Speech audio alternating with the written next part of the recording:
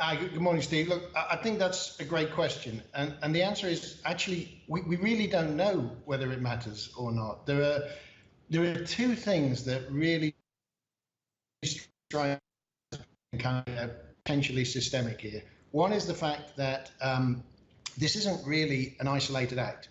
If we look, back to last year, we saw that in 10 months, Tesla ramped up 10 times, Bitcoin, whatever it is, ramped up 10 times. The index of unprofitable tech companies ramped up sort of 5 times in 10 months. So yes, GAME is the most extreme instance of it because it's a smaller stock and there are specific circumstances with the short squeeze and the gamma squeeze. But if this is telling us something about the general health of the markets, that is a broader concern.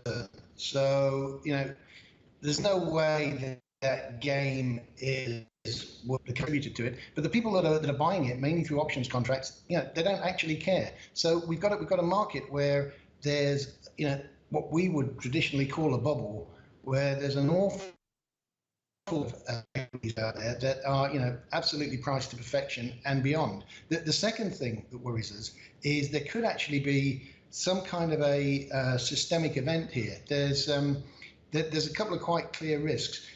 Everybody was talking about what Robinhood did last week and all sorts of crazy conspiracy theories, and frankly, they are crazy. The reason why Robinhood would have done what it did is because it needed cash. It's essentially a leverage business, and it has to have credit lines, and those are dependent on fulfilling certain parameters. And it obviously was getting close to its risk parameters, if not breaking them. And the fact that it suspended trading in stocks like Starbucks means that actually it's in a pretty precarious position potentially, and not just Robinhood. Robinhood may be the worst, but a lot of other brokers out there too. So there's a risk of an event coming from the brokerage side, and potentially there's also the risk of an event coming from the hedge fund side.